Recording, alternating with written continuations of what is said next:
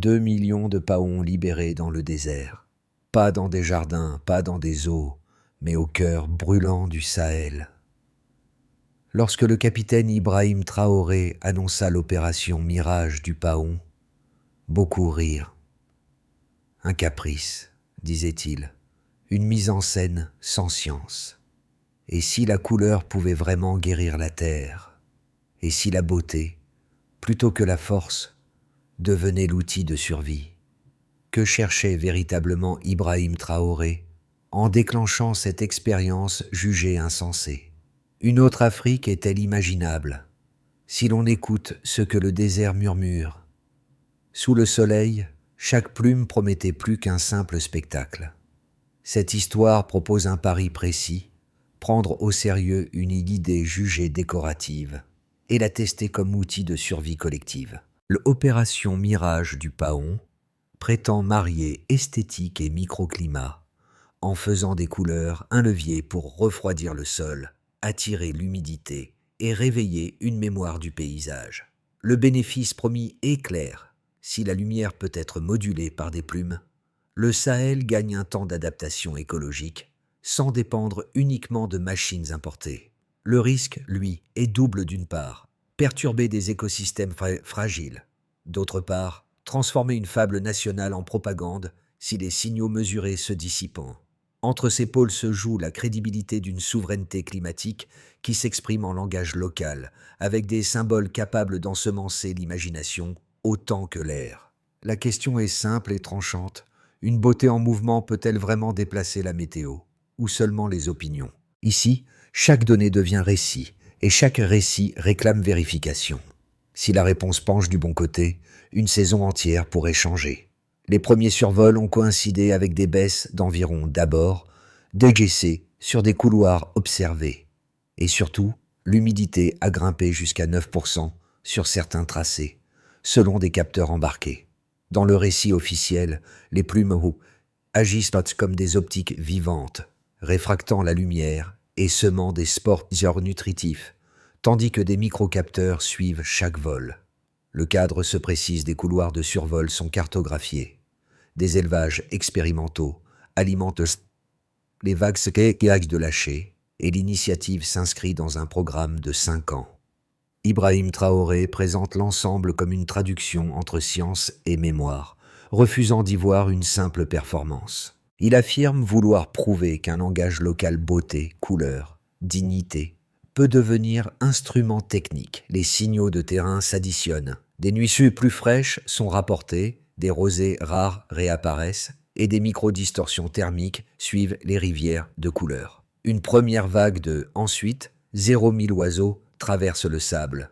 Les images aériennes montrent des traînées chatoyantes qui déplacent peut-être de minces courants d'air. Des analystes extérieurs parlent de coïncidence, d'autres notent la corrélation. Le gouvernement, lui, temporise un cycle complet et nécessaire avant toute proclamation. La fable se durcit soudain en énigme. D'abord, Zurzil-Balize s'éteignent. Une masse scintillante file vers l'ouest, à contre-intuition. Puis un autre chiffre s'invite 12 minutes de pluie près de Nima, en Mauritanie, pose de la question que personne n'osait formuler. Coïncidence météorologique ou effet d'un attelage inédit, biologique et atmosphérique? Quand des bandes de réflectants s'étalent sur des dunes, l'hypothèse cesse d'être pure poésie.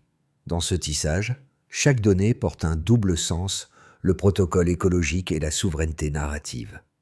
Si Ibrahim Traoré insiste sur la dignité retrouvée, c'est que l'enjeu dépasse la météo qui décide, au fond, de ce qui fait preuve. Reste une certitude provisoire, quelque chose change visible, mesurable, controversé assez pour exiger de suivre la chaîne cause-effet jusqu'à son terme. Un personnage boussole émerge, l'ingénieur de terrain qui trace les itinéraires et lit l'air comme on lit un sol. Son travail commence par des cartes, se poursuit par des yeux levés vers les mirages et s'achève dans des notes patientes comparant rosée, poussière et souffle. Il parle de écoute optique, une façon d'observer la manière dont la lumière court sur le sable. Au nord de Dori, Une piste improvisée voit décoller des groupes serrés.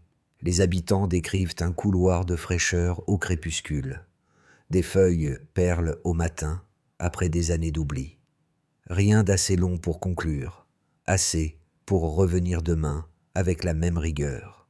Près de Gorom Gorom, des enseignants notent un silence différent à la tombée du jour. Ils n'attendaient pas de miracle. Ils mesurent un changement de sensation qui mérite capteur, protocole et prudence. Entre ces scènes, l'équipe répète un principe transformé des impressions en hypothèses, puis en tests. Les paons deviennent marqueurs mobiles, les capteurs leurs annotations et les trajectoires des lignes à discuter. Le dispositif raconte quelque chose au désert. Le désert répond, peut-être, par des écarts infimes. Tiens, en 12 mots, si l'effet est réel, l'école et le chant y gagnent. Dans une capitale où l'on moque l'esthétique, les opérateurs apprennent la patience, répéter les survols, vérifier les écarts, comparer les bandes de réflectance et les vents de surface. Chaque soir, ils consignent les mêmes rubriques, température ressentie, humidité relative, direction des brises, témoignages. Puis, ils ferment les carnets en acceptant l'inconfort de l'inconnu. Car l'impact précoce n'est pas une conclusion, c'est un appel à mieux mesurer. Le déclenchement fut silencieux, aucun discours, aucun ruban coupé. À l'aube, les premiers camions quittèrent Ouagadougou, chargés de cages couvertes de draps verts et or. 6 oiseaux par compartiment. Chacun portait une balise, un capteur et une fine poudre luminescente destinée à suivre le flux d'air. Les moteurs s'allumèrent sans sirène. Les soldats gardaient le silence. L'opération Mirage du Paon commençait. À Dori, Ibrahim Traoré observait depuis un promontoire. Son uniforme était simple, ses mains croisées derrière le dos. Devant lui, des centaines de caisses alignées attendaient le signal. Un technicien leva le bras. Le premier loquet s'ouvrit, puis un autre, puis 100 autres. En quelques minutes, des milliers d'ailes s'élancèrent vers le ciel. La lumière du matin se brisa sur les plumes comme sur du verre poli. Le désert d'un coup parut respirer. Les heures suivantes furent un balai précis. Les oiseaux suivaient des itinéraires calculés, couvrant des zones désignées mortes depuis 20 ans. Les scientifiques regardaient. Les écrans, les flux thermiques se déformaient. Les satellites confirmaient des reflets mouvants s'étirant sur plusieurs kilomètres. Les villageois restaient figés, mi-fascinés, mi-incrédules. Certains murmuraient que la terre retrouvait sa peau d'autrefois. À Ouahigouya, un enfant courut sous un panache d'ailes et cria « Le drapeau vole encore !» La scène devint virale. En quelques heures, les réseaux sociaux burkinabés furent saturés d'images. Hashtag, mèmes, chansons improvisées. La rumeur parlait déjà de pluie de lumière. Le gouvernement resta muet. Les données, elles, parlaient d'elles-mêmes. Une baisse d'1 degré, relevée par la station mobile du Nord. Une humidité accrue de 9 points. Trop peu pour conclure, trop précis pour ignorer. Le climax vint au 5e jour. Les capteurs s'emballèrent. Des anomalies thermiques apparurent dans les couloirs de vol. Les ingénieurs hésitaient entre miracle et interférence. Puis les images satellites montrèrent un phénomène rare, un brouillard clair, suspendu à basse altitude, là où aucun nuage ne se formait plus. Des techniciens étrangers crièrent à la coïncidence. Mais, dans le centre de contrôle de Ouagadougou, un murmure domina. Le désert a répondu. Ibrahim Traoré se contenta d'un mot patience. Devant les caméras, il refusa de parler de réussite. Il parla de « Écoute, chaque plume sait où tomber », dit-il. La phrase fit le tour du pays. Les étudiants la peignirent sur les murs des écoles. Les journalistes la répétèrent sur les plateaux. En une semaine, l'expérience devint mouvement. Les réactions étrangères se succédèrent. Paris dénonça un spectacle écologique. Bruxelles demanda des précisions sur la conformité au traité. Washington garda le silence. Dans les forums scientifiques, les débats s'enflammèrent. Certains réclamaient les données brutes. D'autres voyaient une nouvelle voie à l'écologie poétique appliquée. Les sceptiques disaient « On ne nourrit pas un peuple avec des plumes ». Les optimistes répondaient « On ne nourrit pas une terre sans rêve ». Puis vinrent les premiers doutes internes. 12 000 balises cessèrent d'émettre. Le suivi se brouilla. Les techniciens crurent à une panne. Mais les images infrarouges captèrent une masse scintillante dérivant vers l'ouest. Pas de signal, pas d'erreur. Simple disparition. Les réseaux se remplirent de questions fuites, migration, sabotage. La résonance prit forme sous la pluie. 12 minutes 6 minutes d'eau, tombée là où les oiseaux s'étaient éteints. Trop peu pour arroser un champ, assez pour faire croire. Des vieillards se verrèrent les mains. Des enfants laissèrent que les flaques leur éclaboussaient le visage. Personne ne sut quoi dire. Dans les studios étrangers, on parla de miracles. Dans les laboratoires, on parla d'anomalies. Mais au Burkina Faso, on parla simplement de mémoire retrouvée. Le soir, Ibrahim Traoré regarda le ciel et murmura « Le vent sait choisir ses couleurs ». Cette fois, personne ne rit.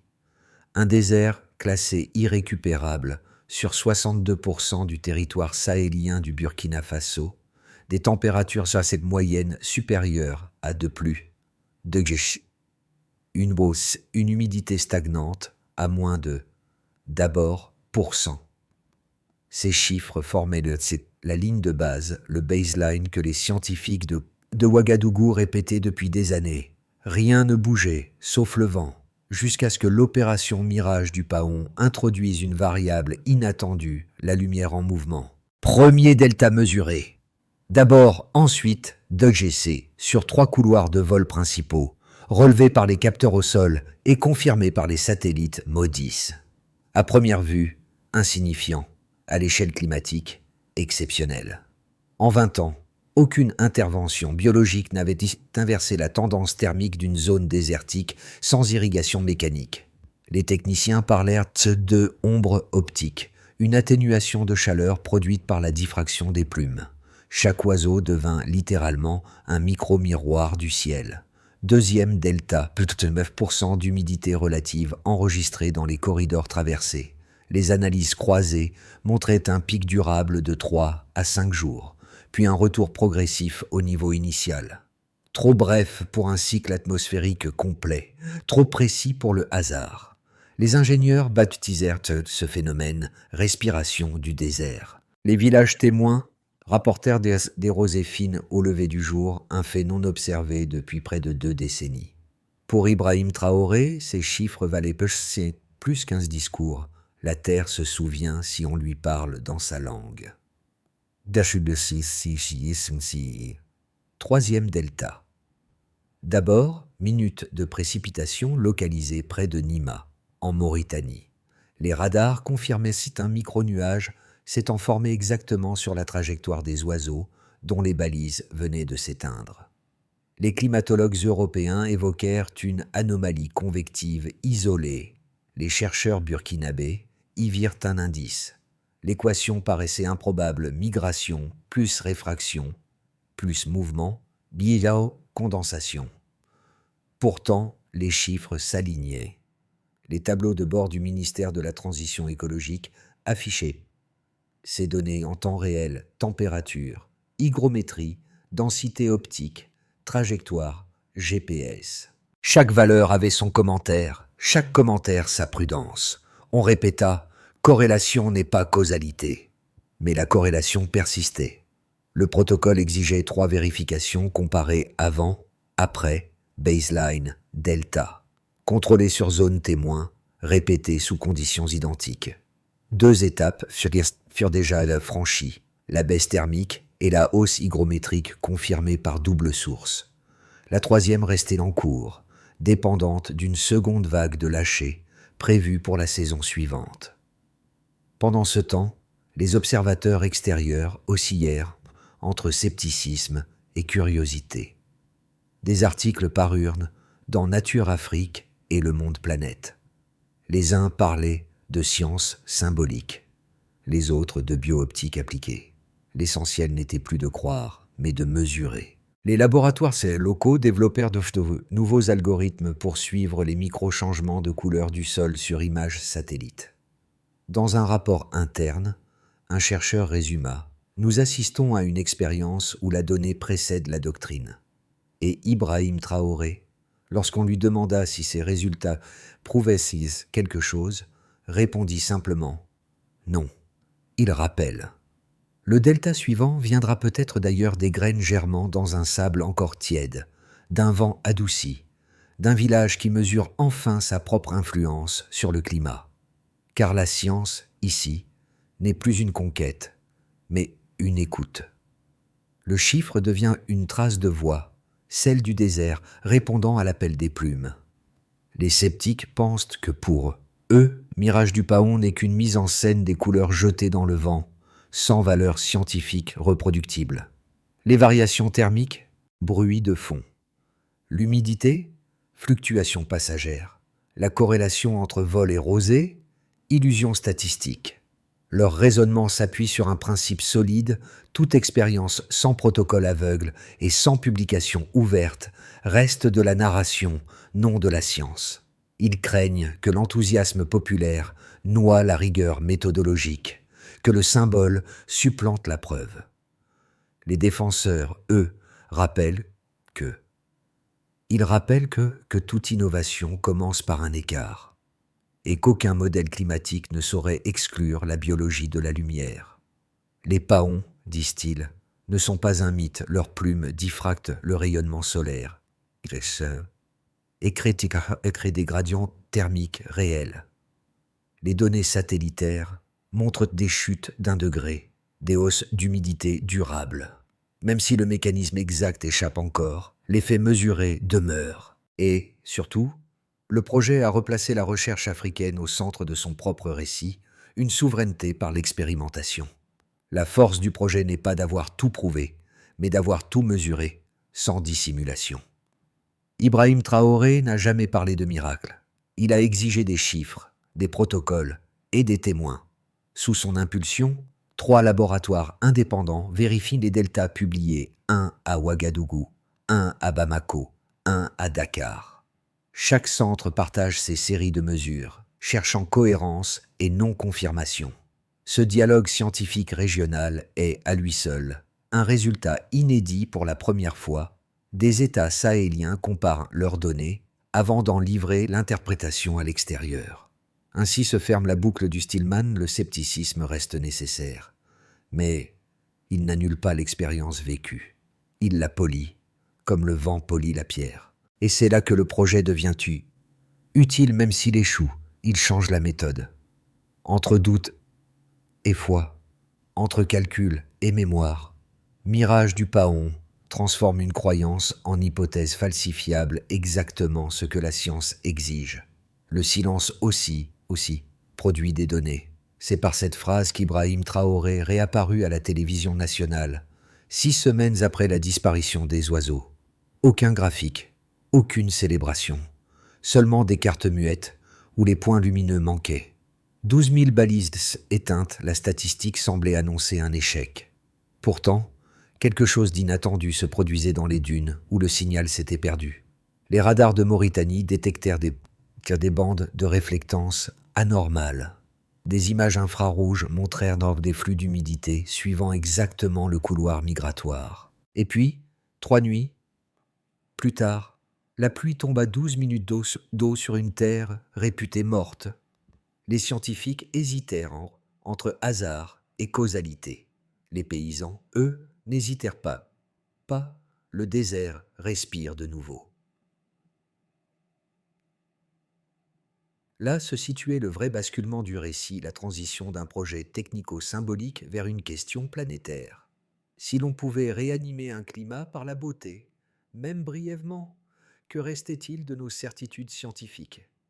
Ce moment de bascule, discret et mesurable, fit de Mirage du Paon non plus une expérience, mais un précédent. Le doute changeait de camp. Les effets apparurent d'abord là où personne ne regardait, pas dans les capitales, mais dans les marges villages, marchés, champs brûlés. Le changement se lisait dans l'air, non dans les communiqués. Le Burkina Faso fit de Mirage du Paon un programme cadre. 3 ministères fusionnèrent leurs équipes. Écologie, agriculture et sciences. Un plan triennal baptisé Mémoire du sol fut lancé pour mesurer les cycles d'humidité. Les données remontaient chaque semaine. Les relevés satellites confirmaient une baisse moyenne de, d'abord, 7 Gers sur les couloirs suivis. Ibrahim Traoré déclara que ces chiffres n'étaient ni miracles ni illusions, mais des conversations. L'Union africaine demanda une étude de réplicabilité. L'ONU, un rapport de méthodologie. L'expérience burkinabé passait du statut d'anecdote à celui de référence. Des start-up locales, issues des universités techniques, utilisèrent les données ouvertes pour concevoir des tuiles solaires inspirées des plumes microprismes de verre, recyclées imitant la diffraction naturelle. Le premier prototype, testé à Bobo-Dioulasso, réduisit la température intérieure de 2°C sans énergie électrique. Les investisseurs étrangers proposèrent des brevets. Le gouvernement refusa, insistant sur la propriété publique du modèle. Pour la première fois, l'innovation africaine s'imposait sans tutelle extérieure. Dans les villages du Nord, les symboles se multiplièrent, fresques murales de Paon, motifs sur les tissus, chants dédiés à la pluie colorée.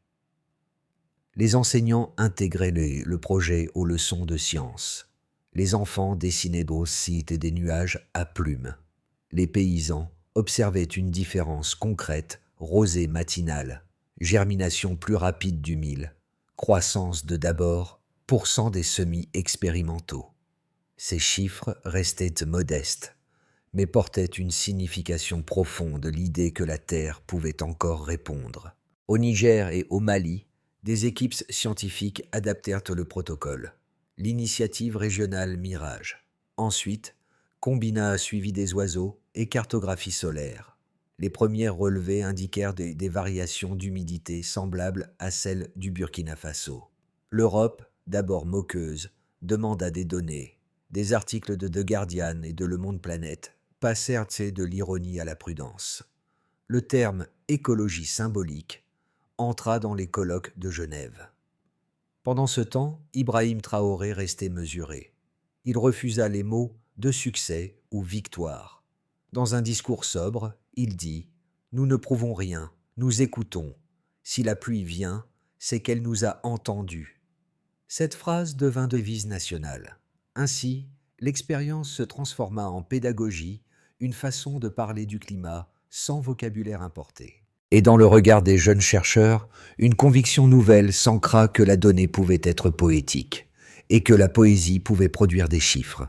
Le pays, jadis spectateur de son propre désert, devenait narrateur de son changement. Sur les 12 prochains mois, les experts prévoient une consolidation lente. Les couloirs de vol suivront leur rythme naturel, les équipes scientifiques poursuivront la collecte de données, et les villages témoins maintiendront leurs semis expérimentaux. Les premiers indicateurs de température et d'humidité devraient se stabiliser autour de leur delta actuel. D'abord, 7,9%. Dans cette hypothèse, Mirage du Paon deviendra un modèle d'écologie narrative, une politique de recherche fondée sur la pédagogie publique. Ibrahim Traoré y verrait la preuve qu'une initiative africaine peut durer sans spectacle, par simple persistance de mesure. Si les résultats se confirment, le Burkina Faso pourrait entraîner d'autres nations sahéliennes vers une approche commune. Le Niger, le Mali et la Mauritanie testeraient des protocoles dérivés. Des universités créeraient des pôles de bioluminescence climatique. L'Union africaine financerait un fonds de coordination et la Banque africaine de développement suivrait avec un programme de 20 millions de dollars. Les effets à long terme, une baisse moyenne de ensuite 2°C sur les zones pilotes et un verdissement partiel de certaines dunes. Dans ce scénario, l'Afrique réécrit la méthode partir de la symbolique pour aboutir à la donnée. Risque inverse, la disparition progressive des oiseaux, l'épuisement des capteurs et la récupération politique du symbole. Si les mesures se fragmentent, le projet pourrait être classé comme expérience de communication et non comme recherche. Les bailleurs étrangers y verraient une justification pour reprendre la narration scientifique. L'effet mesurable s'effacerait, remplacé par des débats sans fin. Pourtant, même dans ce cas, le pays conserverait un héritage durable, une conscience écologique née de ses propres mots. Ne pas chercher le miracle, mais la cohérence. Ibrahim Traoré l'a répété, la science n'est pas une foi, c'est une mémoire. L'enseignement du projet réside moins dans la pluie que dans la méthode observer, nommer, transmettre.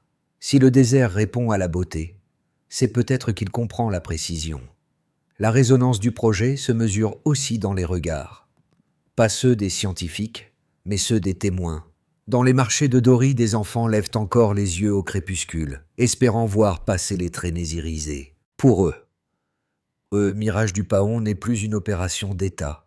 C'est une promesse qu'ils peuvent toucher du doigt. À Gorom Gorom, une enseignante montre à ses élèves comment les plumes diffractent la lumière. Elle explique que cette couleur n'est pas peinte, qu'elle naît d'une structure invisible, une métaphore exacte de la connaissance. Chaque fois qu'un rayon frappe la plume, elle dit « Voilà ce que fait la science quand elle écoute ». Des communautés entières ont commencé à intégrer cette idée dans leur vie quotidienne. Les artisans teignent les tissus selon les motifs des paons. Les musiciens composent des mélodies inspirées du vol. Et les conteurs reliquent le phénomène à d'anciennes légendes Mossi. Même les sceptiques admettent que quelque chose a changé le langage. On parle désormais d'écologie avec des mots d'appartenance, non d'emprunt. Dans un discours au centre culturel de Ouagadougou, Ibrahim Traoré résuma cette transformation. La beauté n'a pas convaincu le monde, mais elle a réveillé le nôtre. L'assistance resta silencieuse, puis se leva lentement, non pour applaudir, mais pour écouter. Le silence, à cet instant, devenait une approbation partagée, celle d'un peuple qui se découvre capable de comprendre ses propres chiffres. Et si la science africaine commençait ainsi non par la démonstration, mais par la reconnaissance mutuelle? Un enfant leva la main. « Monsieur, est-ce que le ciel peut apprendre, lui aussi ?» Personne ne sut répondre. Peut-être que oui, si quelqu'un continue à lui parler avec respect. La réussite d'un symbole exige une méthode. Le gouvernement burkinabé a traduit Mirage du Paon en feuille de route opérationnelle. 5 étapes simples, mesurables, réplicables. D'abord, cartographier la mémoire du sol. Les universités locales compilent les données satellitaires et les relevés d'humidité pour créer une base nationale. Les zones respirantes, celles où les deltas sont stables, servent de laboratoire à ciel ouvert. Objectif disposer, d'ici 3 mois, d'une carte climatique participative consultable par tout citoyen. Ensuite, formeurs les gardiens de terrain. 200 jeunes issus des régions sahéliennes sont formés à la maintenance des capteurs et au suivi optique. Chaque équipe doit produire un rapport hebdomadaire de, enfin, 0 mot sur l'évolution thermique et la perception des habitants. Ce réseau humain devient l'infrastructure invisible du projet. Puis, reconnecter science et culture. Sous l'impulsion d'Ibrahim Traoré, les ministères de l'Éducation et de la Culture lancent un programme commun École de la Lumière, veut enseigner la physique des couleurs à travers les récits locaux. La pédagogie devient un pont entre laboratoire et folklore. De plus, consolidèrent la mesure régionale. Une plateforme inter-États réunit Burkina Faso, Niger et Mali pour synchroniser leurs données atmosphériques. 3 saisons d'observation permettront de vérifier la stabilité des deltas et d'évaluer les impacts agricoles concrets. Enfin, évalué par le retour social. Le succès ne sera pas défini par les pluies seules, mais par les indicateurs de confiance, participation communautaire, appropriation scolaire, cohérence des relevés. Ce que nous voulons prouver, disait Ibrahim Traoré, c'est que la rigueur peut naître du collectif. En liant précision et partage, le pays transforme une fable en politique publique et prouve que la science peut être littéralement un art de gouverner ensemble. Au crépuscule, les enfants de Doré rejouent la scène du premier envol. Ils lèvent les bras, imitant les paons qu'ils n'ont jamais vus d'aussi près. Sur la terre encore tiède, les traces de rosée s'évaporent vite, mais la mémoire reste. C'est le même champ où, jadis, un technicien notait les degrés du vent, le même lieu, la même attente. Ibrahim Traoré revient parfois, discrètement, sans cortège. Il observe les relevés suspendus sur les murs d'école, les courbes tracées à la craie blanche. Rien d'héroïque, rien de solennel, seulement la continuité d'un geste mesuré pour comprendre pour préserver. Une vieille femme s'approche et lui tend une plume tombée du ciel. Elle dit « Celle-ci ne brille plus, mais elle a déjà fait son travail. » Il sourit, range la plume dans sa poche et répond « Le désert ne se conquiert pas, il se souvient. » La phrase se propagea comme un souffle. Elle devint proverbe, puis serment discret. Dans les campagnes, on la répète avant la pluie, comme une prière à voix basse. Et c'est peut-être là que tout se résume, la science s'est tue, mais la terre a commencé à parler. Le lendemain de la dernière pluie, les rues de Ouagadougou portaient encore l'odeur du sable mouillé. Sur les murs, des plumes peintes de vite rappelaient les Débussy de Mirage du Paon. Dans les cafés, les conversations glissaient des chiffres vers les récits, comme si la science et la poésie s'étaient enfin retrouvées à mi-chemin. Ibrahim Traoré ne parla pas d'héritage, mais de continuité. « Le désert nous a écoutés, dit-il. À présent, écoutons-nous entre nous. » L'appel était discret, presque intime. Pas de campagne, pas de slogan, seulement l'idée qu'un pays peut avancer en apprenant à traduire sa beauté en méthode. Les artistes reprirent le motif, les étudiants les données, les cultivateurs la patience. Et partout, la même question circulait, plus forte que les chiffres si la couleur a su changer le vent. Qu'est-ce que nos voix pourraient changer ensemble? Parce qu'au fond, Mirage du Paon n'a jamais été un projet sur les oiseaux. C'est une invitation à voir, à mesurer, à croire avec précision.